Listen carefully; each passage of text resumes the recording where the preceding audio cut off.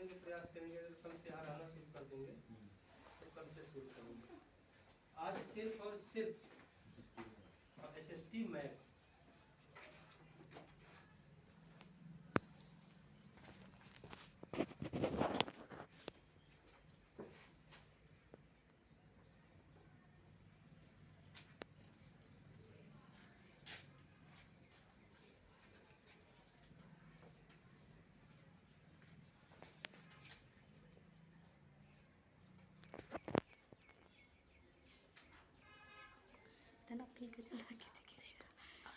आप लोगों को समझाया भी था, लेकिन फिर आज हम वहीं से शुरू करेंगे।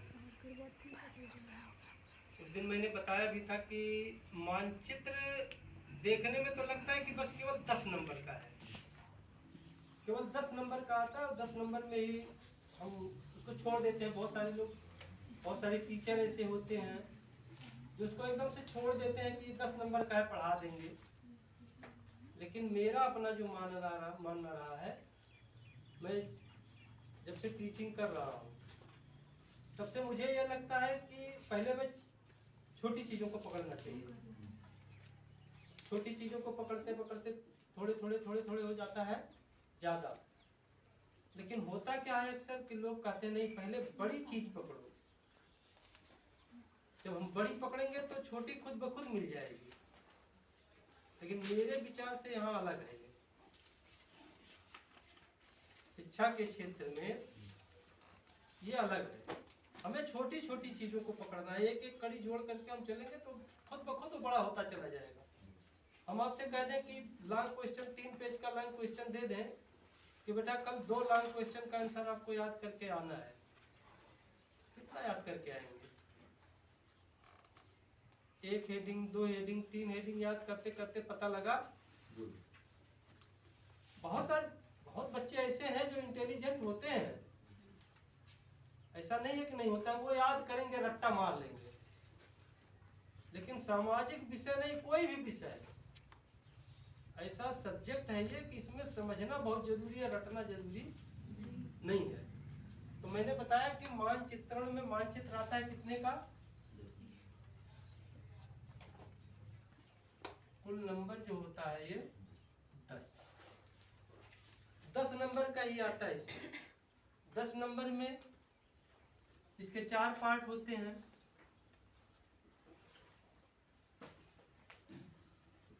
इतिहास, भूगोल,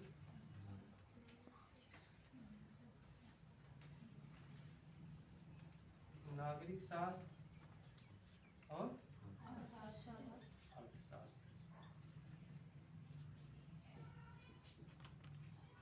उस दिन मैंने बताया भी था कि ज्यादातर बोर्ड भी फोकस किस पे करता है?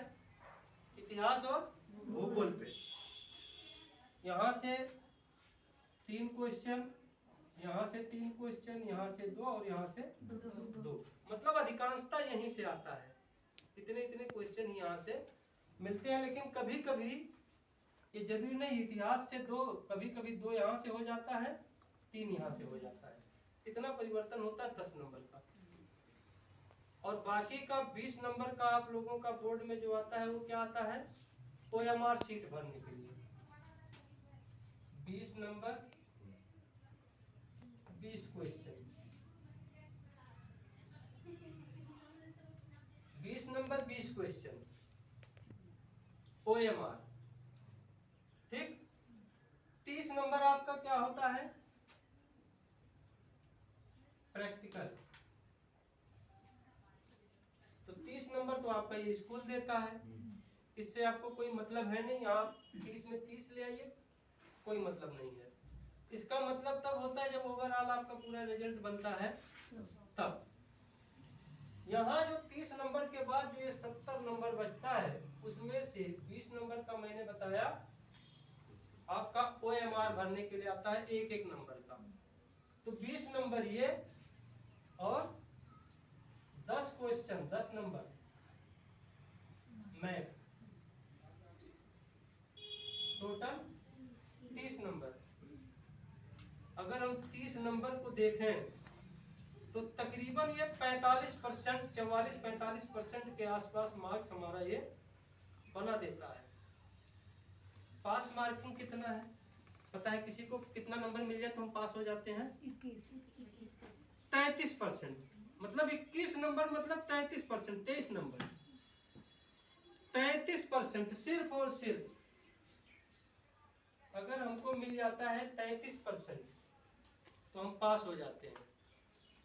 मतलब 23 नंबर हमको सिर्फ चाहिए पास होने के लिए। अगर आपके स्कूल ने आपके ऊपर मेहरबानी कर दी तो 30 और प्लस 23 53% आपका मार्क्स क्लियर हो जाता है। लेकिन आज के दौर में 53% मायने रखता है? क्षणिक खुशी तो मिलेगी कि हम पास हो गए, हमारे घर वाले भी खुश हो जाएंगे, लेकिन जिसके घर वाले पढ़े लिखे हों वो क्या कहेंगे कि बहुत अच्छा किया आपने। उसी के घर वाले कहते हैं कि आपने बहुत अच्छा किया जिसको कुछ नहीं आता है, जो सिर्फ अपने बच्चे को ये सोच करके पढ़ाते हैं कि बस हमारा बेटा पढ़ ले, हाई स्कूल पास हो जाए, ड्राइविंग लाइसेंस बन जाए और कागज बन जाए बस। लेकिन अगर आपको आगे बढ़ना है तो इससे आपका काम चलने वाला नहीं है। लेकिन मेरे कहने का तात्पर्य है कि ये 30 क्वेश्चन, ये यहां से 30, ये 10, ये 30 क्वेश्चन मतलब 30 नंबर। मैंने बताया कि 44 से 45% आपका ये बना देते हैं। उसके बाद 2-2 नंबर के 5 क्वेश्चन, 2-2 नंबर के 5 क्वेश्चन मतलब 10 नंबर 60। अब कितने हो गए? 40 नंबर हुए। 40 नंबर का मतलब 60% आप क्रॉस कर गए, नियर अबाउट 60% आप क्रॉस कर चुके। अब 40 नंबर ये और 30 नंबर ये दोनों अगर जुड़ गए तब कितने हो गए? 70 नंबर हुआ ना। 70 का आपने स्कोर कर दिया, आपके लिए बहुत पर्याप्त है अभी के लिए। मतलब थोड़ी सी मेहनत में, ज्यादा नहीं मेहनत करना, आपको थोड़ा सा मेहनत करना है, आपने 70% पा लिया। लेकिन हम पढ़ रहे हैं 100% के लिए। ये मैप जो आपका है, मैंने बताया कि देखने में तो सिर्फ 10 नंबर का है, लेकिन आपको ये कहां ले गया? 40 और 30 70। ये 70 नंबर आपका मैप क्लियर करा देता है। उसी के सहारे हर हाल में क्लियर होगा। लेकिन बस ये है कि आपके अंदर लगन होनी चाहिए। जितनी लगन होगी, आप जितनी मेहनत से, ईमानदारी से आप मेहनत करेंगे, छोटे प्रश्नों को आपको रट्टा मार जाना है। और बड़े प्रश्नों को अभी जब मैं आगे पढ़ाऊंगा तो उसके लिए भी मैं व्यवस्था बताऊंगा कि बड़े प्रश्न कैसे तैयार किए जाते हैं। निश्चित मान लीजिए बेटा कि अगर आप लोगों ने जरा से भी ईमानदारी से मेहनत कर ली तो एसएसटी में 90+ का स्कोर करना बहुत बड़ी बात नहीं है। खूब आसानी के साथ। हमें पहले बड़े के ऊपर नहीं दौड़ना है, सबसे पहले हमें छोटे प्रश्नों के ऊपर दौड़ना है। हम मैथ से शुरुआत करेंगे, तकरीबन 1 हफ्ते ये जाएगा। 1 हफ्ते चले या 10 दिन चले, हो सकता है 15 दिन भी जाएगा। लेकिन उसके सहारे आपके पूरे सिलेबस के जितने भी छोटे क्वेश्चन होंगे वो मैं आपको क्लास में लिखाऊंगा भी। आप लोगों को पता है कि आज से मैं YouTube शुरू कर रहा हूं अपना, आप लोगों को उसका मैं दे दूंगा लिंक। आप लोग घर पे छोटे क्वेश्चन का मैं वीडियो अपलोड करता रहूंगा उसको, आप लोग वहां भी पढ़िए, यहाँ भी पढ़िए, ठीक है ना। 90+ का जिस दिन आप लोग स्कोर करके ले आएंगे, जिस दिन रिजल्ट आ गया, मैं सुन लूंगा कि आप लोगों ने 90+ का स्कोर किया, तब मुझे लगेगा कि हाँ मैंने कुछ पढ़ाया आप लोगों को। अब मानचित्र में आता क्या क्या है, अभी तो मैंने बता दिया कि ये 10 नंबर है। 10 नंबर में इतिहास 3, भूगोल 3, नागरिक शास्त्र 2, अर्थशास्त्र 2। कभी कभी होता क्या है कि नागरिक शास्त्र से 3 क्वेश्चन और बाकी इतिहास से 2 क्वेश्चन, लेकिन होता 10 ही है। उसका जो भरने का तरीका होता है सबसे पहले मानचित्र का भी मैं आगे बता रहा हूँ, लेकिन पहले आप समझिए कि मानचित्र में हमको आता क्या क्या है।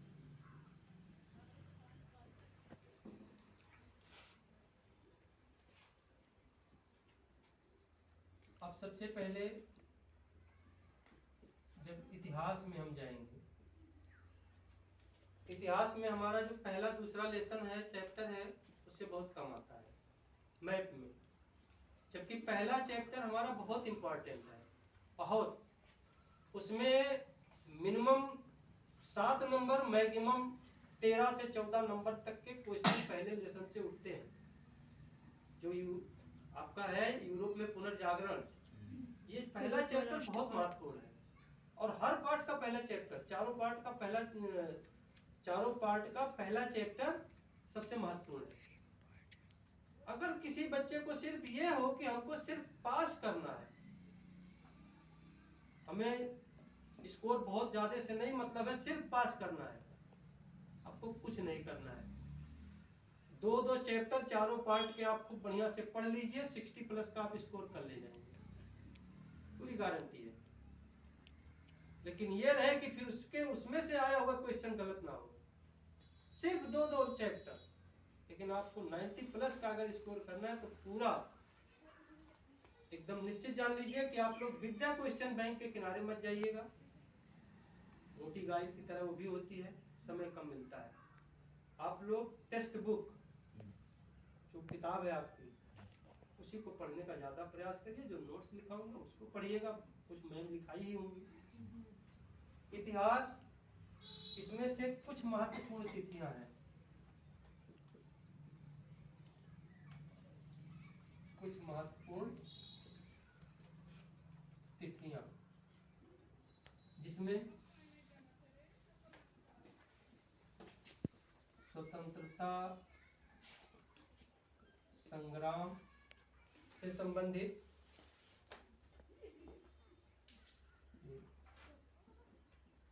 कांग्रेस के, इसको आप लोग नोट करते रहिएगा बेटा, कांग्रेस के अधिवेशन, ये बहुत मायने रखता है। ये हमेशा इसमें से एक क्वेश्चन मैथ में आपको, एक क्वेश्चन इसमें ये जरूर देता है। उसके बाद ज्योग्राफी में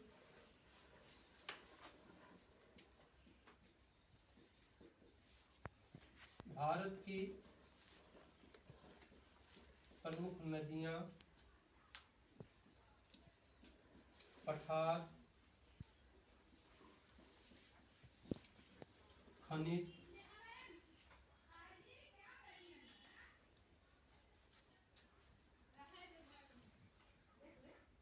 ये हो गए।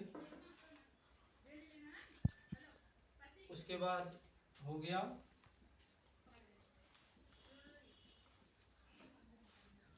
प्रमुख बंदरगाह, कुछ कभी कभी बंदरगाहों के बारे में भी पूछता है।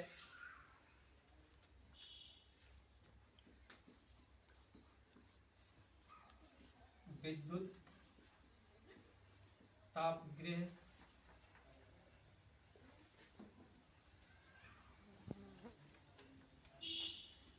प्रमुख अंतरराष्ट्रीय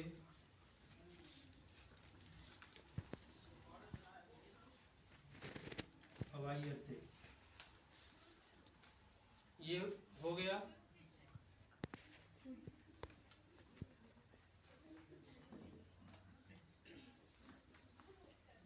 भारत में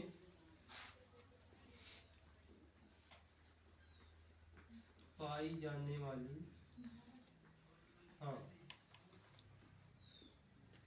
प्रमुख फसलें एवं मिट्टी,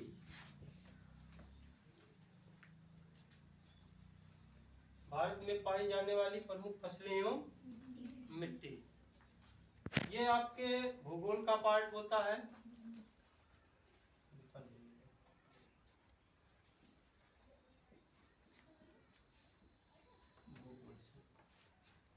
भारत की प्रमुख नदियां, पठार, खनिज, प्रमुख बंदरगाह, विद्युत तापगृह, प्रमुख अंतर्राष्ट्रीय हवाई अड्डे, भारत में पाई जाने वाली प्रमुख फसलें एवं मिट्टी। ये इसको पढ़ना है।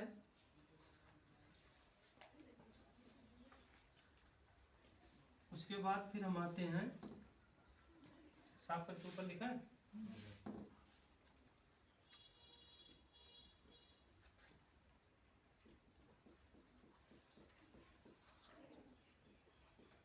नागरिक शास्त्र से। ये बहुत महत्वपूर्ण पार्ट है, इस इतिहास और उसको दोनों को लेकर के चलता है, ठीक है ना।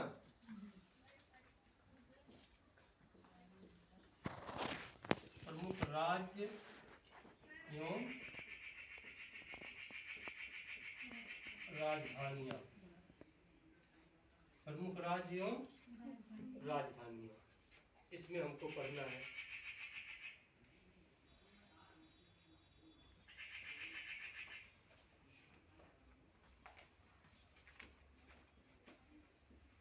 कुछ प्रमुख ऐतिहासिक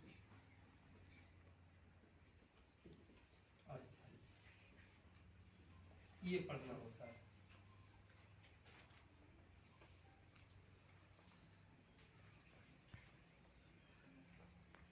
अर्थशास्त्र से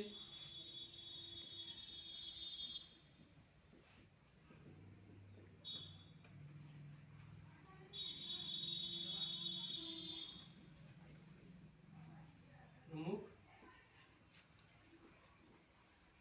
औद्योगिक क्षेत्र।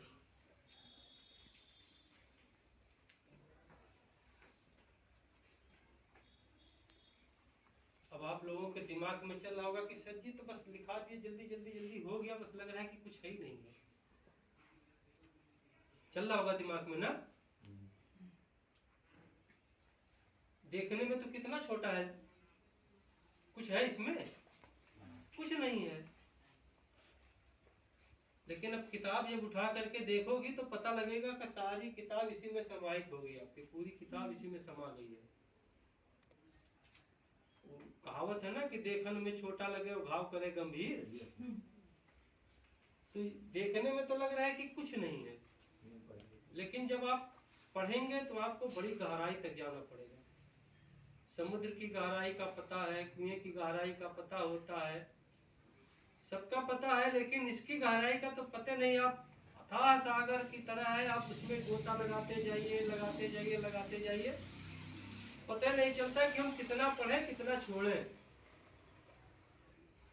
भोजन करने बैठते हैं तो पता होता है कि हमको कितनी भूख है, 1 रोटी खाना है, 2 रोटी खाना है, एक निवाला खाना है। लेकिन ये ऐसा खाना है कि खाते जाओ खाते जाओ खाते जाओ, पेट नहीं भरता है, पूरा जीवन ऐसे बीत जाता है, कभी किसी की तृप्ति नहीं होती है। इतना आपको पढ़ना है बेटा, चारों पार्ट में इतना पढ़ना है। लेकिन इसी के सहारे आप लोगों का, मैंने बताया कि ये 40 नंबर आपका क्लियर हो जाएगा। ठीक, अब लिख चुके हो तो मैं साफ करूं? थोड़ा सा हाथ स्पीड आप लोग बढ़ा करके रखिए। साफ कर दें? आप लोगों के दिमाग में बेटा अगर कोई प्रश्न आ रहा होगा तो उसको पूछिएगा जरूर, ठीक है ना।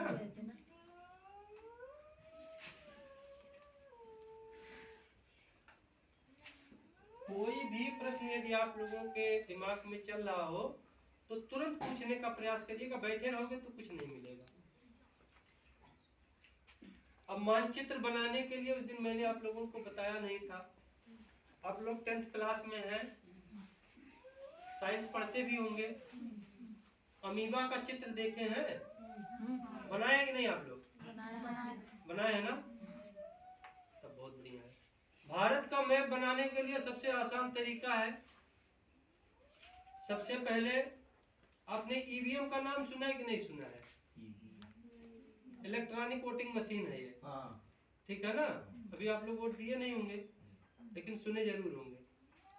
बस उसी के बेस पे हमको चलना है। ऊपर सबसे पहले यम, जैसे आप लोग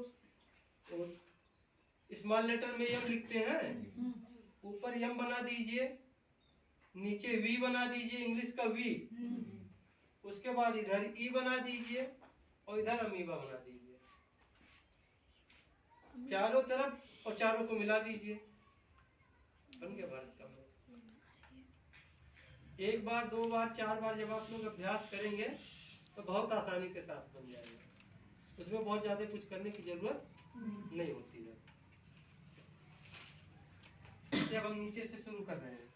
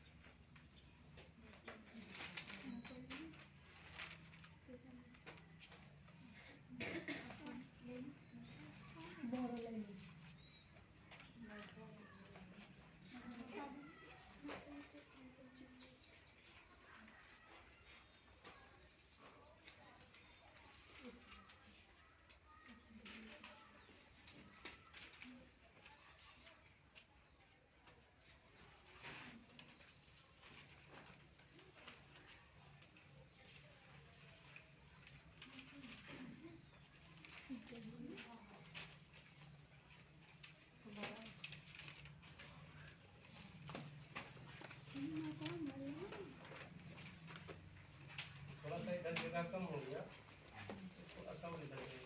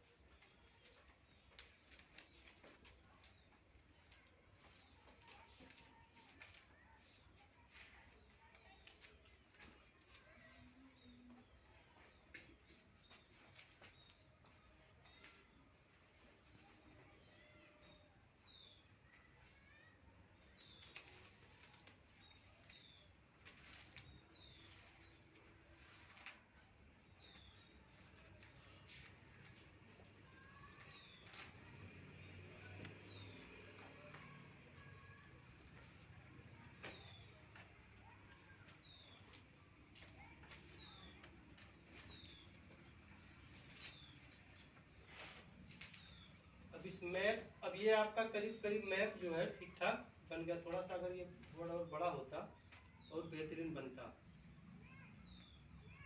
अब 28 राज्यों को हमको पढ़ने के लिए, समझने के लिए सबसे पहले उसको ये देखना है कि कौन कौन से भाग में हैं।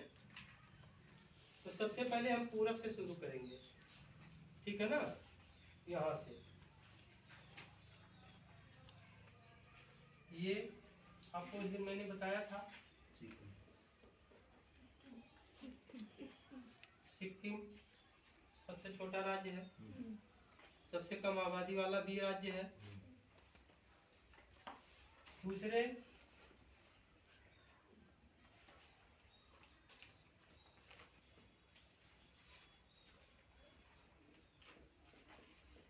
असम,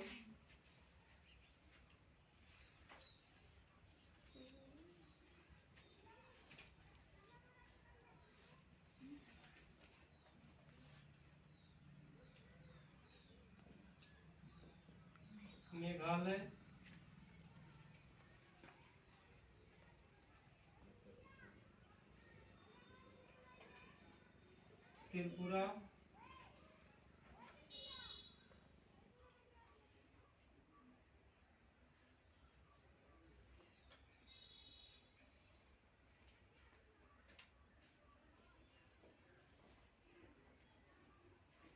अरुणाचल प्रदेश,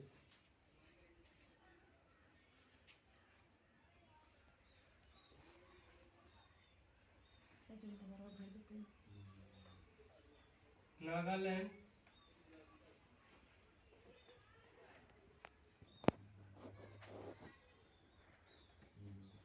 मिजोरम, हाँ मिजोरम ही है सर, मिजोरम नहीं मणिपुर है, हाँ मणिपुर है, मणिपुर ये मिजोरम है,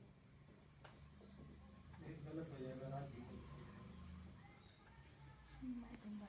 अब आपके उस दिन मैंने बताया था कि इनको सेवन सिस्टर भी कहा जाता है, ठीक है ना। सिक्किम, अरुणाचल प्रदेश, अरुणाचल प्रदेश को उस दिन मैंने बताया ही था कि क्यों इसका नाम रखा गया, अरुण धनाचल, ठीक है ना। एक ऐसा हमारे देश का एक ऐसा स्थान जहां पर सबसे पहले सूर्योदय होता है, मतलब भारत माँ की गोद में सबसे पहले वहीं पे सूर्य का प्रकाश पड़ता है, तो इसलिए उसका नाम यहाँ पे रख दिया गया। अरुणाचल प्रदेश सबसे पूर्वी किनारा अपना है,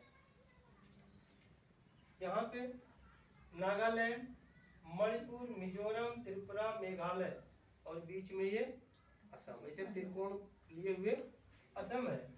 और यहाँ तक पूरा ये ऐसे पतला सा लिए हुए,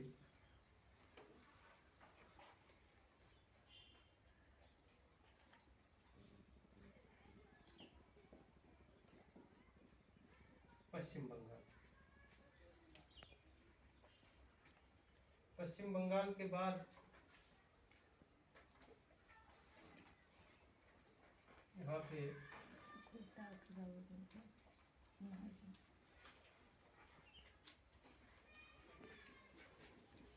बिहार, और बिहार से ही सटा हुआ ये झारखंड।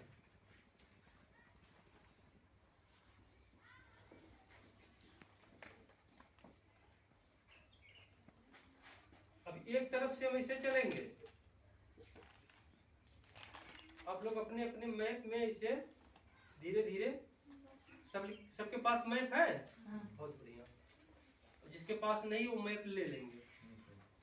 कम से कम मैप दो प्रकार का होता है बेटा, सादा मैप ही होता है, एक पॉलिटिकल होता है, एक फिजिकल, एक राजनीतिक मैप और एक भौतिक मैप, ठीक है ना। तो दोनों प्रकार, दोनों मैप आप लोग अपने पास रखिएगा। तो नहीं होगा तो आप हमको बताओ, यहाँ पे शायद 2 रुपया 3 रुपये का एक मैप देते हैं, 1 रुपये का। ये हो गया।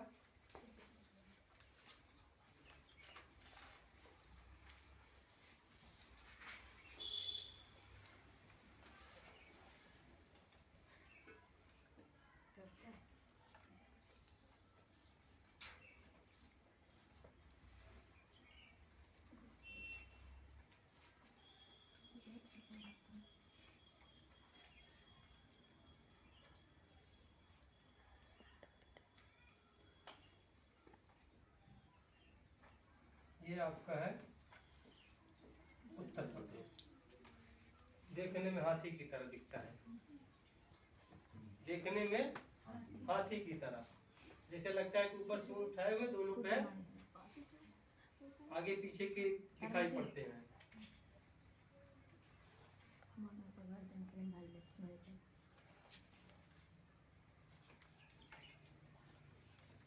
लद्दाख,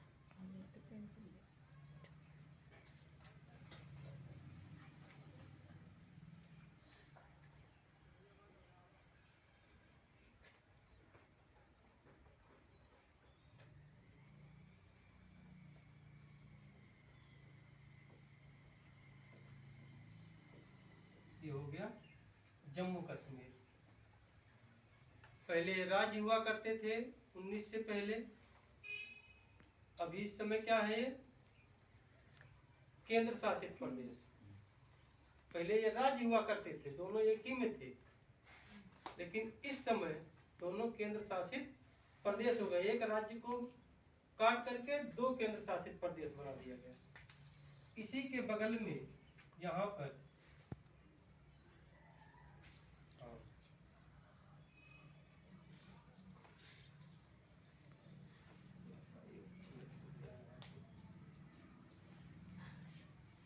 ये जो भाग है, ये उत्तराखंड है और ये हिमाचल प्रदेश है, ठीक है ना।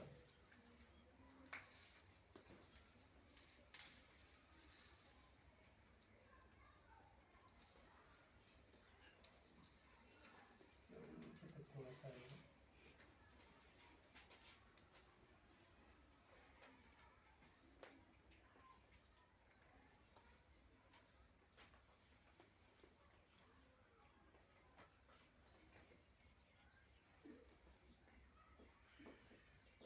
यहाँ पे पंजाब,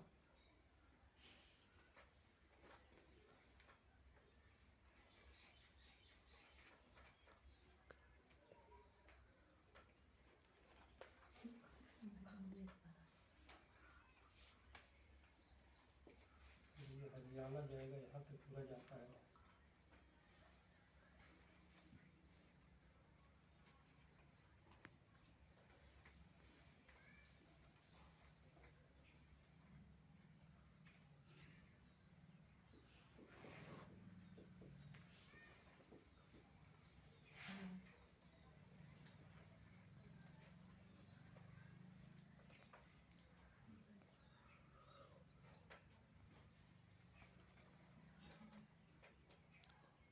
ठीक है,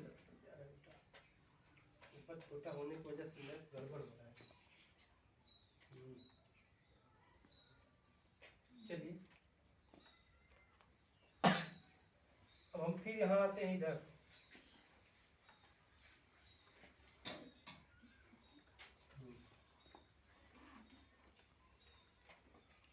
ये पंजाब वाला पार्ट है, ये ज़्यादा हो गया है।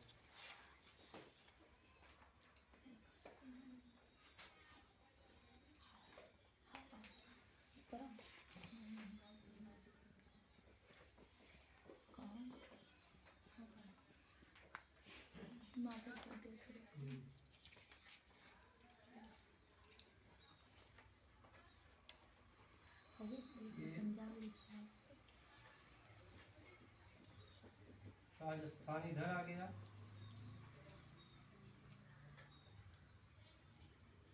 और यहाँ से ये गुजरात।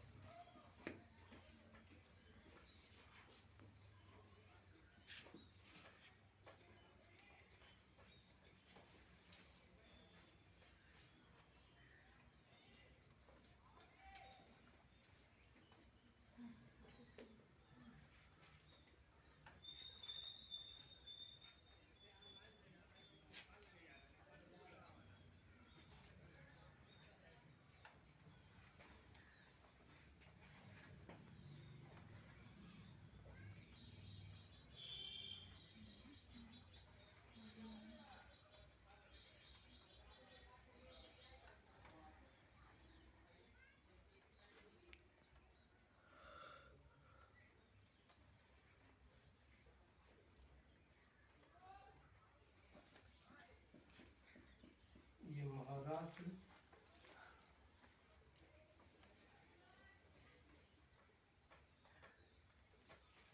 इसके बीच में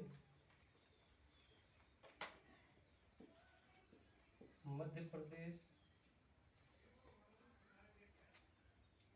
और ये छत्तीसगढ़।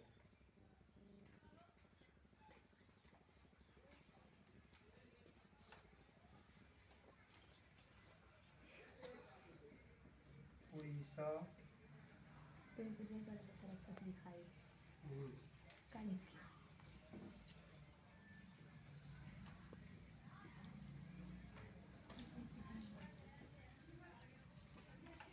ये आंध्र प्रदेश, ठीक है ना।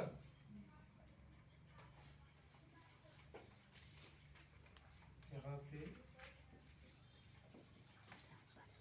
तेलंगाना हो गया,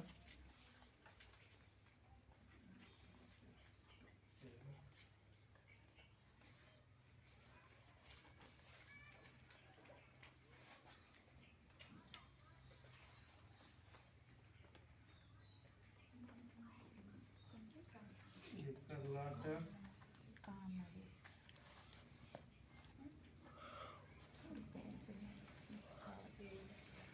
केरल, हाँ,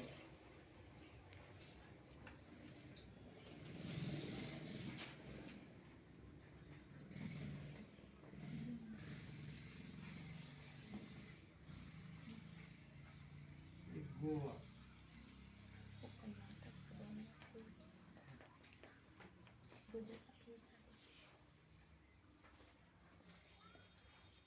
तेलंगाना, कर्नाटक, केरल और ये तमिलनाडु।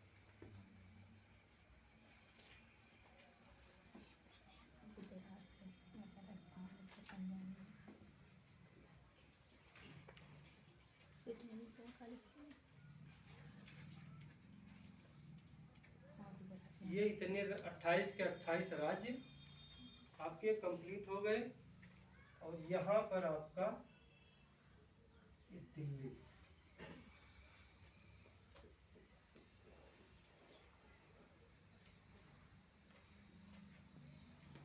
जो पूरे भारत की राजधानी है दिल्ली।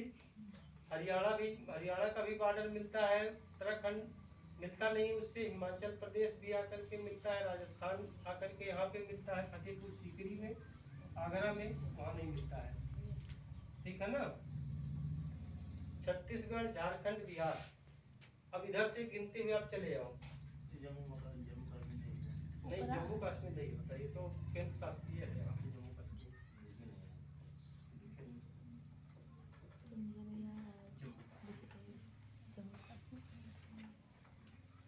अब इन 28 राज्य को तो सबसे पहले आपको पढ़ना है। इसमें से सब आपको पता ही है, ये पूरा पूर्वी भाग है, पूरब, पश्चिम, उत्तर, दक्षिण नहीं,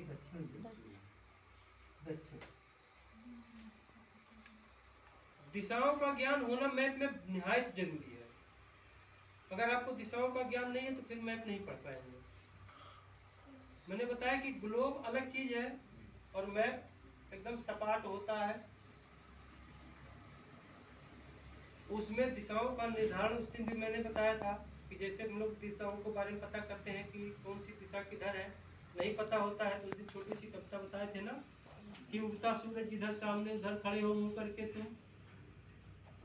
उसी तरीके से आप लोग जब मैप ऐसे जब आप अपने सामने मैप रखते हैं, जैसे ही आप ये मैप है, जैसे मान लीजिए ये मैप है, ये मैप आपने रखा ऐसे जैसे अपने सामने रखा, ठीक ऊपर वाला भाग आपके सर की तरफ का जो ऊपर का भाग होगा वो उत्तर होगा, और नीचे का जो भाग है आप श्रीलंका को देखिए बस।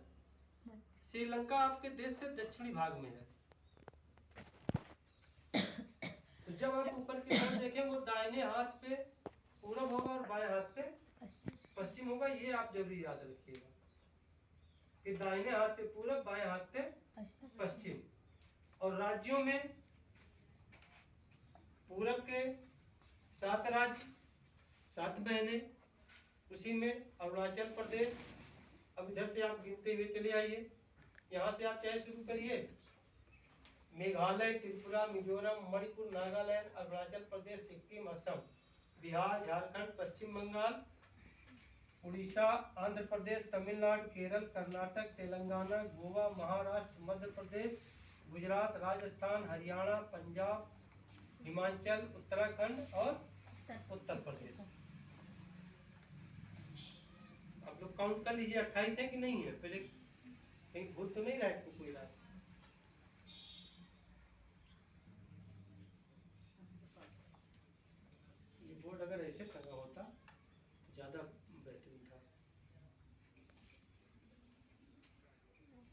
हो गया 28 राज्य। उसके बाद 8 केंद्र शासित प्रदेश, मैंने बताया था उस दिन आप लोगों को। अब केंद्र शासित प्रदेश इसी में आप समझ लीजिए, लद्दाख पहला, यहाँ पे लिख दे रहा हूँ, दूसरा जम्मू कश्मीर, तीसरा ये दिल्ली है, ठीक है ना, चौथा यहाँ पे पांडिचेरी, यहाँ चौथा राज्य हो गया। यहाँ पे अरब सागर में यहाँ पे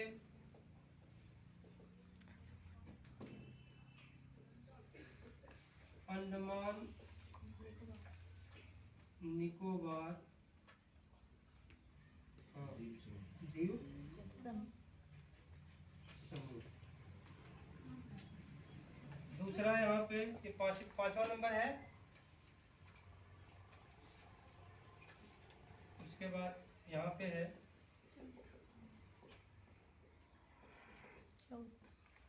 छठवां नंबर है लक्षद्वीप। लक्षद्वीप ये बंगाल की खाड़ी में है, ये अरब सागर में है और ये बंगाल की खाड़ी में है। लेकिन जब हम कन्याकुमारी से जैसे ही इधर तमिलनाडु के नीचे देखते हैं, यहाँ पर हिंद महासागर होगा, लेकिन यहाँ पर ये अरब सागर, यहाँ पर बंगाल की खाड़ी। 6 हो गए, नंबरिंग करते रहिएगा। उसके बाद यहाँ पर यहाँ दमन दीव और यही बगल में ही है दादरा नगर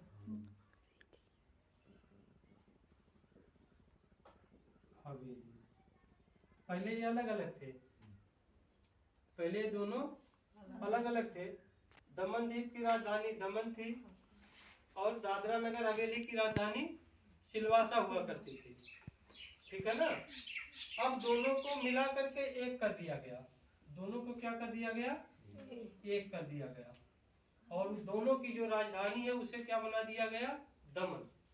दमन को ही दोनों की राजधानी बना दिया गया। अब 7 तो हो गए, 8वां हम क्या ढूंढेंगे? 8वीं कौन सी राजधानी है? 8वीं कौन सी केंद्र शासित प्रदेश है बताओ? गोवा। 7 तो इसीलिए मैंने नंबरिंग कर दिया ना। पहला लद्दाख, दूसरा जम्मू कश्मीर, तीसरा दिल्ली, चौथा पांडिचेरी, पांचवा अंडमान निकोबार द्वीप समूह, छठवां लक्षद्वीप और सातवां दमन द्वीप और दादर नगर हवेली। तो 7 तो हो गए, 8वां कौन सा है?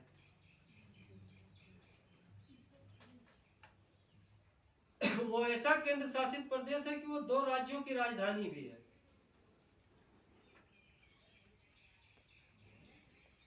दिमाग लगाओ। हमारे देश के 2 ऐसे राज्य हैं जिसकी इकलौती वो राजधानी भी है और केंद्र शासित, बहुत बढ़िया बेटा, चंडीगढ़। हरियाणा और पंजाब की वो राजधानी भी है चंडीगढ़। ये 8 केंद्र शासित प्रदेश हो गए। दिमाग में बैठा लीजिए कि कौन सा राज्य और कौन सा केंद्र शासित प्रदेश किधर है, और जितना आप दिमाग में बैठा ले जाओगे उतने आपको मैप पढ़ने में आसानी होगी। प्रयास करेंगे हाथ से बनाने का तो बहुत बेहतर है, बनेगा। सादे पेपर पर आप लोग मैप बनाने का प्रयास करिए। 1 बार 2 बार 4 बार मैप ले लीजिए, देख करके उसी से आप लोग बनाने का प्रयास करते रहिए। बाकी भरने के लिए आप लोग कम से कम 4-5 मैप ले लीजिए। क्वेश्चन आंसर आप लोगों को प्रयास करूंगा कि वीडियो में आपको देता रहूं। यहाँ पे तो जो लिखाऊंगा नोट्स तो बनाने ही पड़ेंगे, ठीक है ना। नहीं, अगर जैसे कोई बच्चा नहीं आया किसी दिन कि हम नहीं जा पाए आज स्कूल किसी कारणवश, फट से आप लोग जो है मोबाइल उठाइए, खोलिए, देखिए कि क्या डाले हैं कि नहीं सर डाले हैं, कुछ तुरंत आपको मिल जाएगा। अब ये समझ में आया इतना? साफ करें इसको। अब 28 राज्यों के नाम मैं एक तरफ से लिखा दे रहा हूँ, उनकी राजधानियां लिखा दे रहा हूँ। इतना कल आप लोग पूरी तरीके से याद करके, ठीक है ना?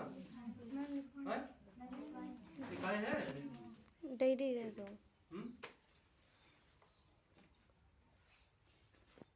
केंद्र शासित प्रदेश लिखे आप लोग?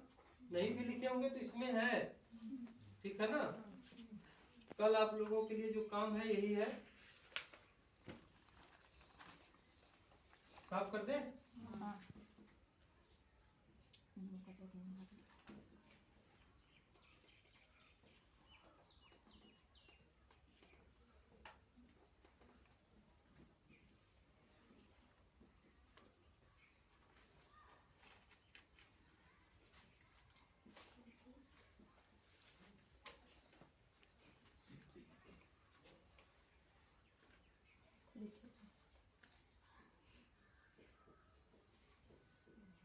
भारत के 28 राज्य एवं 8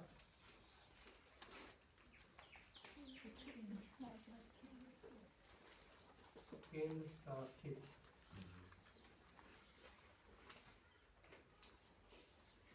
प्रदेशों के नाम एवं राजधानियां याद करके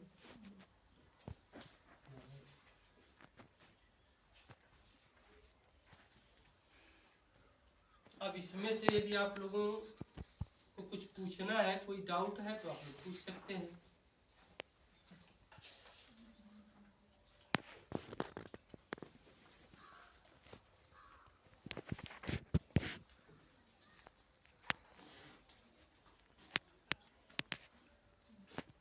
कहीं किसी को कोई डाउट है? लग रहा है कुछ पूछना है, दिमाग में चल रहा हो तो एकदम बेहिचक आप लोग पूछ लो।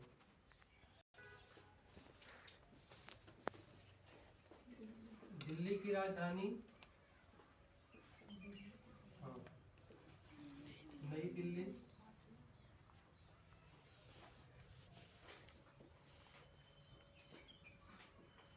दूसरा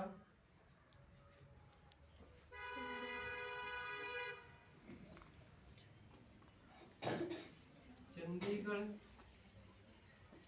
ये खुद राजधानी दूसरे की है और इसकी राजधानी भी खुद हुई है। हाँ, चंडीगढ़ की राजधानी भी चंडीगढ़ ही है, ठीक है ना? तीसरे नंबर पे लद्दाख, इसकी राजधानी लेह है। चौथे नंबर पे जम्मू एवं कश्मीर, इसकी 2 राजधानियां होती हैं, ठीक है ना? लिख दे रहा हूं।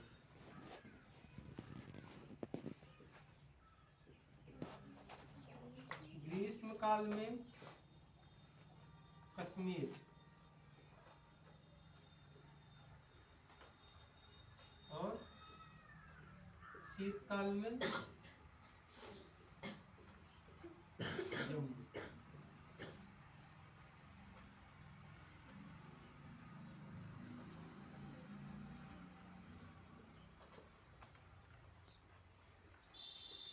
लक्षद्वीप,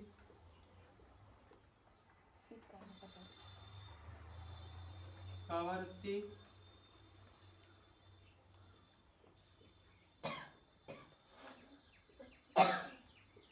अंडमान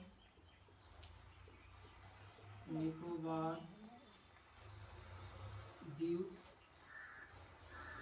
समूह की राजधानी है पोर्ट ब्लेयर। ब्लेयर।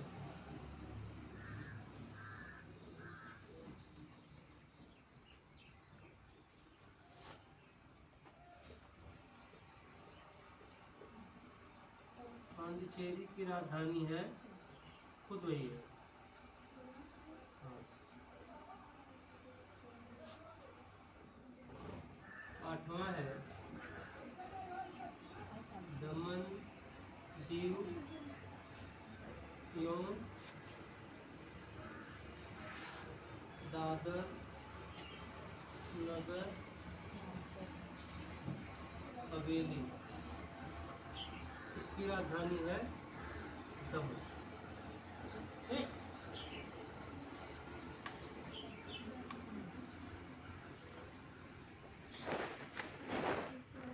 सर वो अंडमान निकोबार द्वीप समूह की राजधानी का है।